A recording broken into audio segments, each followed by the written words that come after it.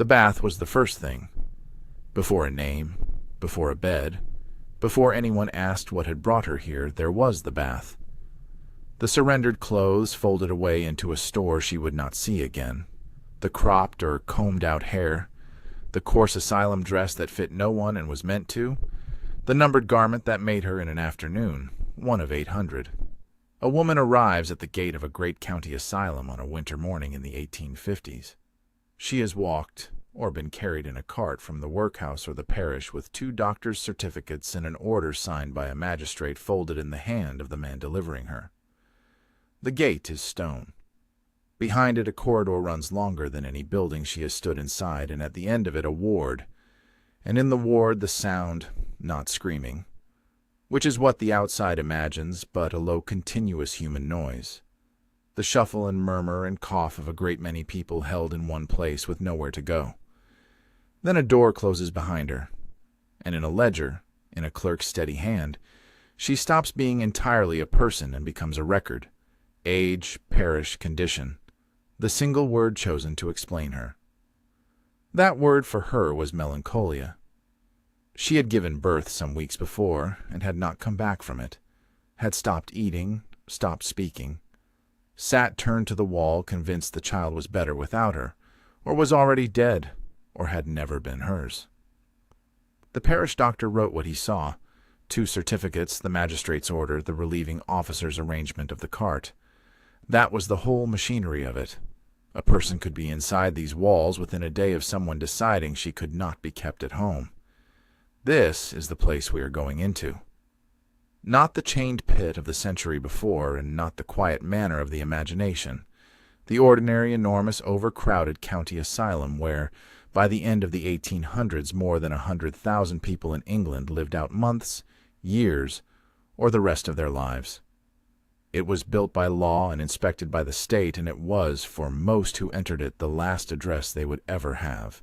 If you want to keep going back into these worlds with me, the real texture of them, sourced and told straight, this is the channel for it. Subscribe and stay. She was not, whatever the myth insists, a woman locked away for reading novels or refusing a husband. That story gets told about the Victorian Asylum so often, it has almost replaced the truth, and the casebooks that survive do not support it.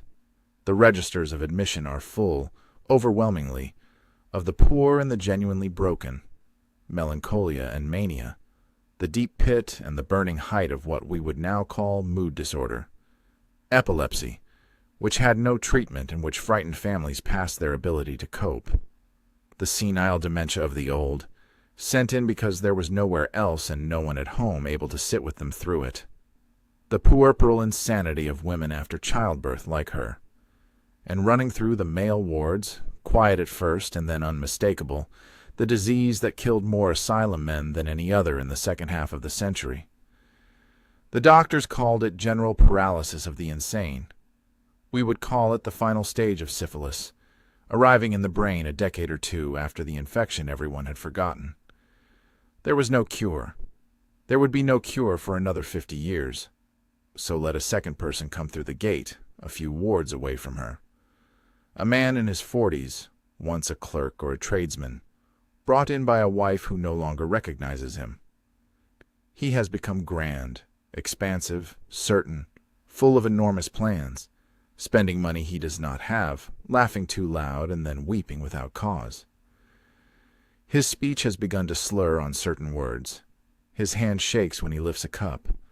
The doctor who examines him at admission tests the pupils of his eyes and watches them fail to narrow in the light, and writes the letters that everyone on the medical staff understands to be a death sentence, GPI. He does not know it. His wife, perhaps, half knows. He has, from that morning, 2 or 3 years to live, and every one of them will be spent losing more. First the judgment, then the words, then the legs, then the swallowing, then the last of him. 2 people, then.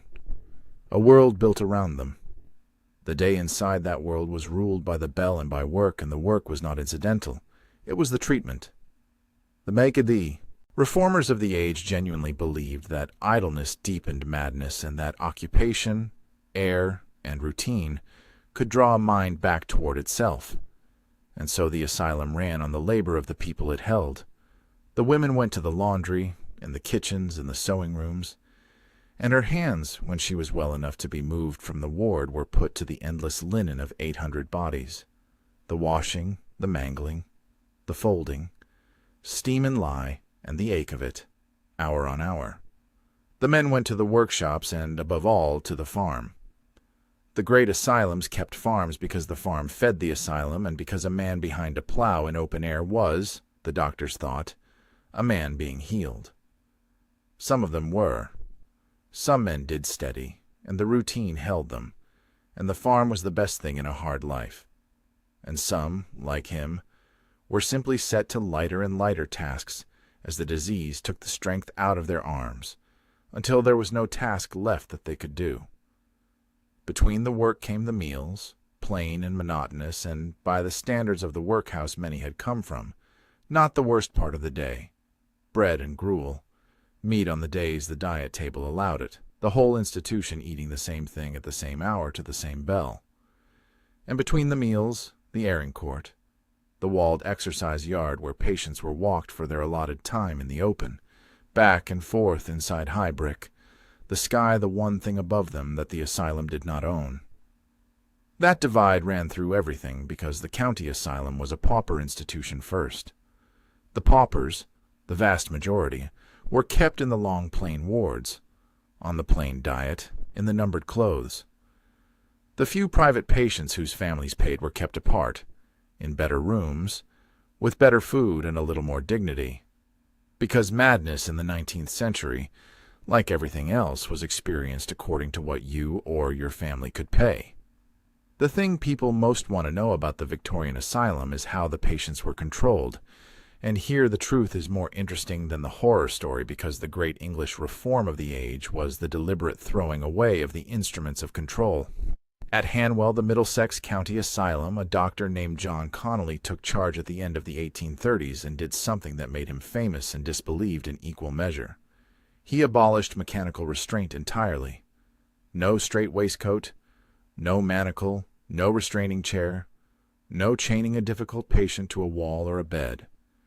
In an institution of hundreds of disturbed people, he ordered the irons removed, and he made the case, in writing and to a skeptical profession, that restraint was not treatment but the failure of it, that a patient held down was a patient no one had troubled to understand.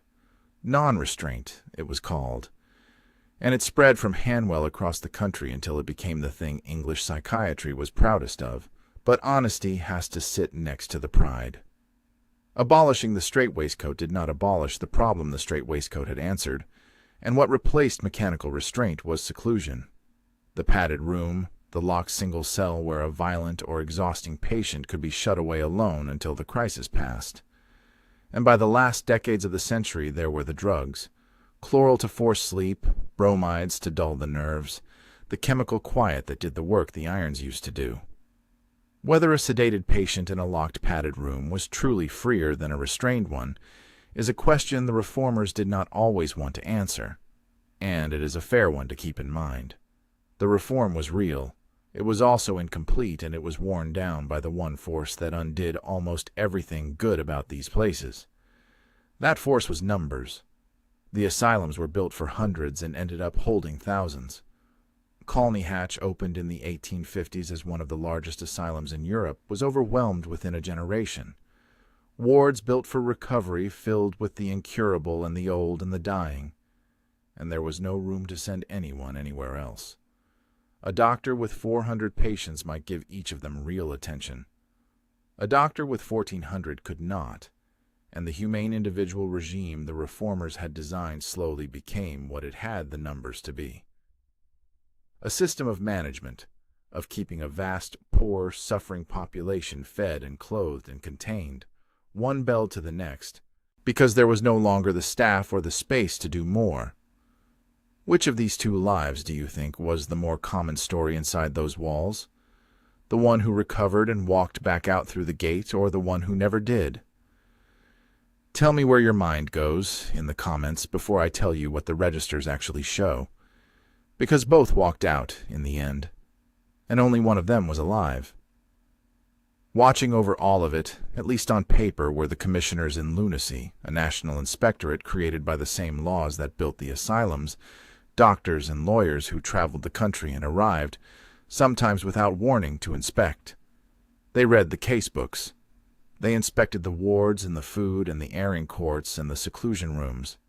They interviewed patients who wished to complain, and they wrote it all up in reports laid before Parliament. And they had real power. An asylum that failed inspection could be forced to change, and a superintendent could lose his post. In the reformed institutions, they were a genuine restraint on cruelty, and much of what we know today about the inside of these places we know because the commissioners wrote it down. But they were few, and the asylums were many and enormous, and an inspection is a day, and a ward is every day. They caught the gross abuses. They could not catch the slow, grinding neglect that overcrowding made ordinary. The patient unbathed too long, the bruise no one explained, the death entered a little too smoothly in the register. They were the eye of the state, and the state's eye, then as now, could only be in one place at a time. For her, the woman brought in turned to the wall after childbirth. The story ends better than the myth would let you expect. Puerperal melancholia, of all the things that filled the asylum, was among the most likely to lift. The records are clear on this, and it is one of the truths the horror story erases.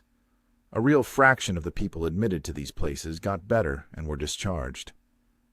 Rest, food, routine, distance from whatever household crisis had broken her, and time, above all time. And the mind that had turned to the wall turned back. There is a note in the casebook, weeks or months on, in the same steady clerk's hand. Improved. Then recovered. Then the entry that closes it, discharged recovered to the care of her husband.